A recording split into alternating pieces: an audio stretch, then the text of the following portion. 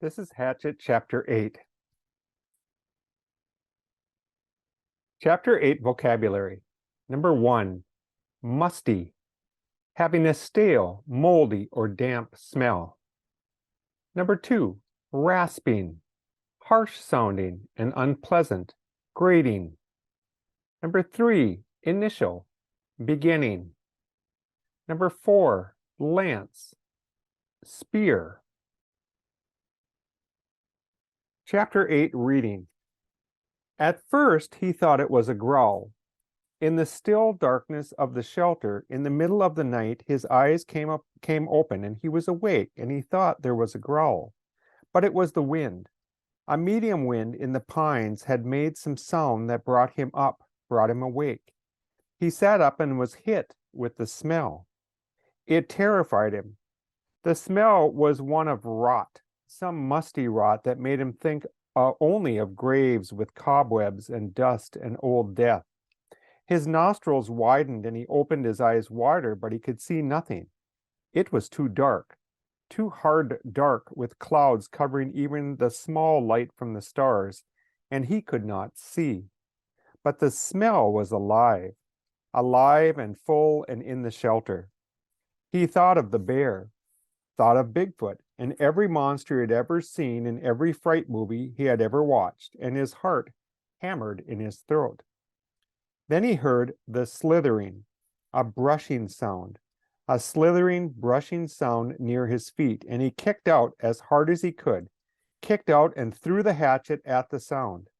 A noise coming from his throat, but the hatchet missed, sailed into the wall where it hit the rocks with a shower of sparks, and his leg was instantly torn with pain, as if 100 needles had been driven into it. Ugh!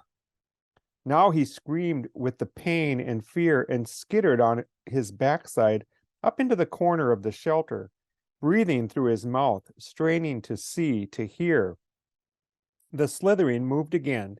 He thought toward him at first, and terror took him, stopping his breath.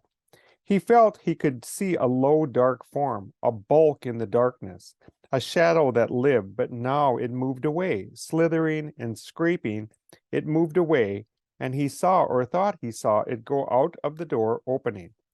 He lay on his side for a moment, then pulled a rasping breath in and held it, listening for the attacker to return.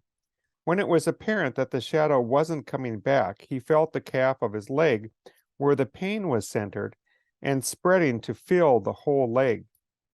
His fingers gingerly touched a group of needles that had been driven through his pants and into the fleshy part of his calf. They were stiff and very sharp on the ends that stuck out, and he knew then what the attacker had been.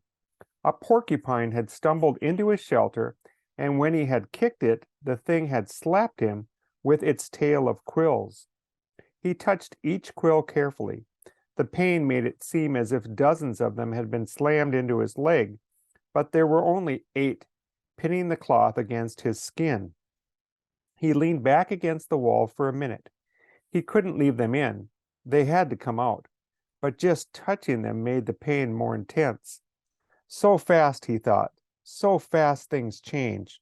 When he'd gone to sleep, he had satisfaction. In just a moment, it was all different. He grasped one of the quills, held his breath, and jerked. It sent pain signals to his brain in tight waves. But he grabbed another, pulled it, then another quill. When he had pulled 4 of them, he stopped for a moment. The pain had gone from being a pointed injury pain to spreading in a hot smear up his leg, and it made him catch his breath. Some of the quills were driven in deeper than others, and they tore when they came out. He breathed deeply twice, let half of the breath out, and went back to work. Jerk, pause, jerk, and 3 more times before he lay back in the darkness, done. The pain filled his leg now, and with it came new waves of self-pity. Sitting alone in the dark, his leg aching, some mosquitoes finding him again, he started crying. It was all too much, just too much, and he couldn't take it. Not the way it was. I can't take it this way. Alone with no fire and in the dark, And next time it might be something worse, maybe a bear, and it won't be just quills in the leg. It would be worse. I can't do this, he thought again and again. I can't. Brian pulled himself up until he was sitting upright back in the corner of the cave. He put his head down on his arms, across his knees, with stiffness taking his left leg, and cried until he was cried out.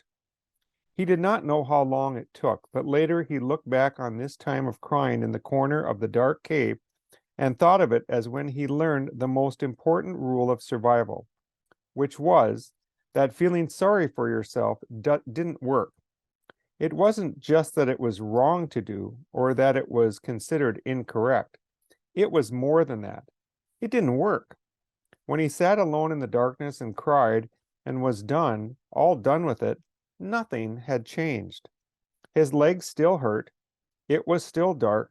He was still alone, and the self-pity had accomplished nothing. At last he slept again, but already his patterns were changing, and the sleep was light, a resting doze more than a deep sleep, with small sounds awakening him twice in the rest of the night. In the last doze period before daylight, before he awakened finally with the morning light and the clouds of new mosquitoes, he dreamed.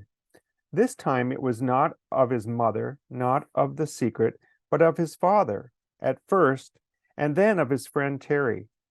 In the initial segment of the dream, his father was standing at the side of a living room looking at him, and it was clear from his expression that he was trying to tell Brian something. His lips moved, but there was no sound, not a whisper. He waved his hands at Brian, made gestures in front of his face as if he were scratching something, and he worked to make a word with his mouth, but at first Brian could not see it. Then the lips made a shape, but no sound came. Ma. Brian could not hear it, could not understand it, and he wanted to so badly. It was so important to understand his father, to know what he was saying. He was trying to help, trying so hard, and when Brian couldn't understand, he looked cross, the way he did when Brian asked questions more than once, and he faded. Brian's father faded into a fog place. Brian could not see, and the dream was almost over, or seemed to be, when Terry came. He was not gesturing to Brian, but was sitting in the park at a bench looking at a barbecue pit.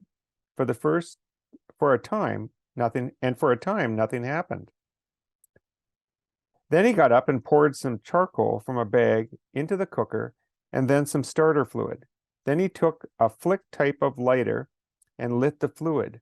When it was burning and the charcoal was at last getting hot, he turned, noticing Brian for the first time in the dream. He turned and smiled and pointed to the fire as if to say, "See, a fire." But it meant nothing to Brian except that he wished he had a fire. He saw a grocery sack on the table next to Terry. Brian thought it must contain hot dogs and chips and mustard, and he could think only of the food. But Terry shook his head and pointed again to the fire, and twice more he pointed to the fire, made Brian see the flames. And Brian felt his frustration and anger rise, and he thought, all right, I see the fire, but so what? I don't have a fire. I know about fire. I know I need a fire. I know that. His eyes opened, and there was light in the cave, a gray, dim light of morning. He wiped his mouth and tried to move his leg, which had stiffened like wood. There was thirst and hunger, and he ate some raspberries from the jacket. They had spoiled a bit, seemed softer and mushier, but still had a rich sweetness. He crushed the berries against the roof of his mouth with his tongue and drank the sweet juice as it ran down his throat. A flash of metal caught his eye, and he saw his hatchet in the sand where he had thrown it at the porcupine in the dark. He scooched up, wincing a bit when he bent his stiff leg and crawled to where the hatchet lay. He picked it up and examined it and saw a chip in the top of the head. The nick wasn't too large, but the hatchet was important to him, was his only tool, and he should not have thrown it. He should have kept it in his hand and made a tool of some kind to help push the animal away. Make a staff, he thought, or a lance, and save the hatchet. Something came then, a thought, as he held the hatchet. something about the dream and his father and Terry, but he couldn't pin it down. Ah, he scrambled out and stood in the morning sun and stretched his back muscles and his sore leg. The hatchet was still in his hand, and as he stretched and raised it over his head, it caught the first rays of the morning sun. The first faint light hit the silver of the hatchet, and it flashed a brilliant gold in the light like fire. That is it, he thought, what they were trying to tell me. Fire. The hatchet was the key to it all. When he threw the hatchet at the porcupine in the cave and missed and hit the stone wall, it had showered sparks, a golden shower of sparks in the dark, as golden with fire as the sun was now. The hatchet was the answer. That's what his father and Terry had been trying to tell him. Somehow he would get fire from the hatchet. The sparks would make fire. Brian went back into the shelter and studied the wall. It was some form of chalky granite or a sandstone, but embedded in it were large pieces of a darker stone, a harder and darker stone. It only took him a moment to find where the hatchet had struck. The steel had nicked into the edge of one of the darker stone pieces. Brian turned the head backwards so he would strike it with the flat rear of the hatchet and hit the black rock gently, too gently, and nothing happened. He struck harder, a glancing blow, and 2 or 3 weak sparks skipped off the rock and died immediately. He swung harder, held the hatchet so it would hit a longer, sliding blow, and the black rock exploded in fire. Sparks flew so heavily that several of them skittered and jumped on the sand beneath the rock, and he smiled and struck again and again. There could be fire here, he thought. I will have a fire here, he thought, and struck again. I will have fire from the hatchet. Chapter 8 Comprehension Questions. Number 1. Why was Brian's nighttime encounter with a porcupine in the shelter both a curse and a blessing? Sample answer. Encountering a porcupine at night in his shelter was a curse for Brian because he got several porcupine quills stuck in the calf of one of his legs. The blessing that came with encountering the porcupine at night was that when he threw his hatchet at the animal and missed it, the hatchet hit some rocks, causing some sparks. Over time, Brian came to realize he could hit some flint rocks with his hatchet to make sparks that could start a fire. Question number 2. Tell me why you agree or disagree with what Brian called his most important rule of survival. Feeling sorry for yourself doesn't work. Sample answer. I completely agree with this rule of survival. Feeling sorry for yourself doesn't work. Whenever Brian is feeling sorry for himself, he isn't doing something to help himself have clean water, a sturdy shelter, and a steady supply of food. This proves that feeling sorry for yourself doesn't help in a survival situation. Question number 3. How do you think being able to start and maintain a fire will change Brian's situation? Sample answer. Being able to start and maintain a fire is going to enable Brian to cook any fish or wild animal meat he is able to capture. It is also going to give him light and safety from predators at night, as well as relief from mosquitoes and flies during the early morning and early evening times.